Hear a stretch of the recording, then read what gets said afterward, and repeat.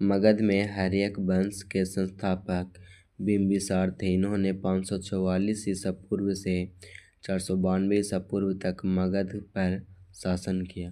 इनका उपनाम सेनीय था। अस्थायी सेना रखने के कारण अवंती राज्य के राजा चंड प्रद्योत जब बीमार हुए तो पांडु रोग हुआ था।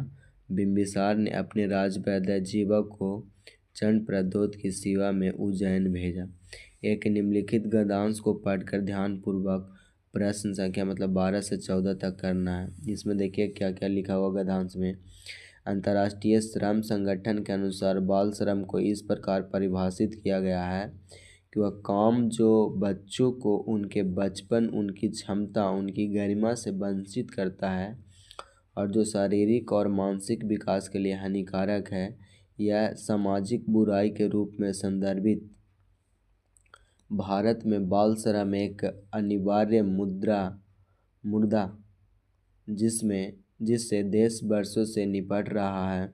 लोगों का मानना है कि बाल श्रम जैसी सामाजिक कुरीति को समाप्त करने का दायित्व सिर्फ सरकार का है। यदि सरकार चाहे तो कानून का पालन न करने वाले एवं कानून भंग करने वाले को सजा देकर बाल श्रम को समाप्त कर सकती है, किंतु वास्तव में ये केवल सरकार की जिम्मेदारी नहीं है, बल्कि इसे सभी सामाजिक संगठनों, मालिकों और अभिभावकों द्वारा भी समाधित करना चाहिए। हमारे घरों में, ढाबों में, होटलों में, कारखानों में अनेक बाल श्रमिक मिल जाएंगे जो कड़ाके की ठंड, तपती धूप की परवाह किए बिना काम करते हैं। विकासशील देशों में गरीबी और उच्च स्तर की बेरोजगारी बाल श्रम का मुख्य कारण है। बाल मजदूरी इंसानियत के लिए अपराध है जो समाज के लिए श्राप बनती जा रही है तथा जो देश की वृद्धि और विकास में बाधक के रूप में बड़ा मुद्दा है। हमें सोचना होगा कि सभ्य समाज में यह अभिशाप क्यों मौजूद है।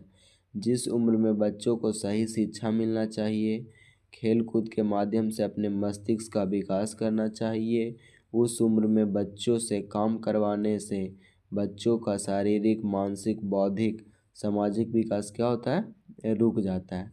शिक्षा का अधिकार मूल अधिकार होता है। शिक्षा से किसी भी बच्चे को वंचित रखना अपराध माना जाता है।